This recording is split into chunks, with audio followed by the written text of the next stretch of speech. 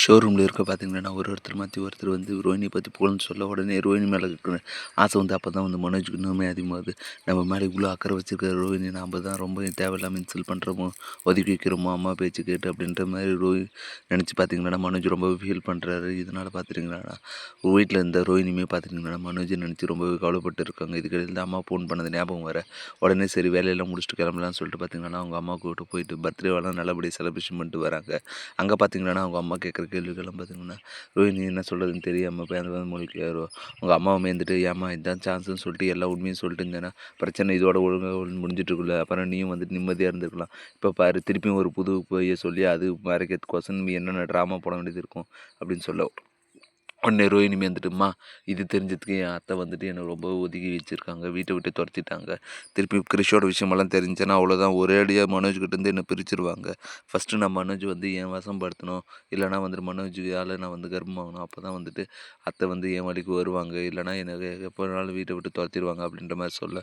இருந்தாலும் வந்துட்டு உங்கள் மாமனார் நல்லவர் தானே, அவர்கிட்ட ஃபஸ்ட்டு உண்மையை சொல்லியிருந்தேன்னா அவர் பேசி எல்லாத்தையும் வந்து சரி பண்ணிப்பார்ல அப்படின்னு சொல்ல. அவரு என்னமோ நல்லவர் தான். ஆனா, அவர் வீட்ல வந்து அத்தை வச்சது தான் சட்டம். அதனால அவங்கள மீறி இவருமே வந்து ஒண்ணும் பண்ண மாட்டாரு. அதனால நான் சொல்றத கேளும்மா. நான் என்ன பண்ணணுன்றது எனக்கு நல்லா தெளிவா தெரியும். நீ இதில தலையிடாத உன் வேலை என்னவோ அத பாரு அப்படின்னு சொல்லிட்டு திட்டிட்டு பார்த்தீங்கன்னா, கோவமா அங்கேருந்து கிளம்பி போயிடுறாங்க. வீட்டுக்கு வந்தவங்க பார்த்தீங்கன்னா, வித்யா குடுக்குற டார்ச்சர் தாங்க முடியாம, இவங்க என்ன ரொம்பவே டார்ச்சர் பண்றாங்க. இவங்கள ஃபர்ஸ்ட்டு எதனா ஒரு வழி பண்ணணும்னு சொல்லி நினச்சிட்டு இருக்க டைம்ல தான் வித்யா வந்துட்டு, இனிமேல் வந்துட்டு உனக்கு தேவையானதெல்லாம் நீயே சமைச்சு சாப்பிட்டுக்கணும். மீனாவெல்லாம் தொல்ல பண்ணக்கூடாது. அவளும் உன்னைய மாரி தான் ஒண்ணும் இல்லாதவ. அதனால நீங்க 2 பேருமே வந்துட்டு அவங்களுக்கு தேவையானதை நீங்களே சமைச்சு சாப்பிட்றணும் அப்படின்ற மாதிரி சொல்ல உடனே சரி அப்படின்னு சொல்லிட்டு பார்த்தீங்கன்னா ரோஹினி கிச்சனுக்குள்ளே வந்துட்டு ஏதோ முடிஞ்ச அளவுக்கு சமைக்கலாம்னு சொல்லிட்டு வரேன். அந்த டைமில் தான் பார்த்தீங்கன்னா ஸ்ருதியும் வராங்க. ஸ்ருதியும் பார்த்தீங்கன்னா ரோஹினி வேலை செய்கிறத பார்த்துட்டு உடனே ஸ்ருதி பார்த்தீங்கன்னா கிண்டல் பண்ண உடனே ரோஹினி பார்த்தீங்கன்னா செம கோவம் வந்துடுது. ஏன் ஸ்ருதி இப்போ என் நிலமையை நினச்சி நீங்கள்லாம் கிண்டல் பண்ணுறீங்களா?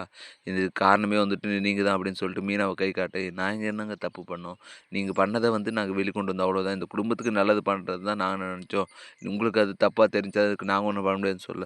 எல்லாத்தையும் பண்ணுறதும் பண்ணிவிட்டு இப்போ ஏதோ நல்லவங்க மாதிரி நடிக்காதீங்க அப்படின்னு சொல்லி திட்ட உடனே ஸ்ருதி பார்த்தீங்கன்னா செம கோவம் வந்துருந்துச்சு. ரோஹினி நீங்கள் பண்ணது மட்டும் என்ன சரியா?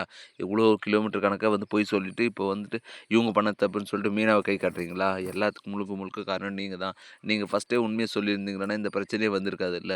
நீங்கள் சொன்ன பொய் தான் வந்து என்னைக்குனாலும் வந்து வெளியே வந்து தான் ஆகணும். என்ன அது முத்துவால் வந்துருச்சு, அதுக்காக நீங்கள் முத்துவை குறை சொல்கிறது தப்பு அப்படின்ற மாதிரி சொல்ல நீங்கள் உடனே கூட்டு சேர்ந்துக்காதீங்க ஸ்ருதி. உங்கள் வேலை என்னவோ அதை பாருங்கள்.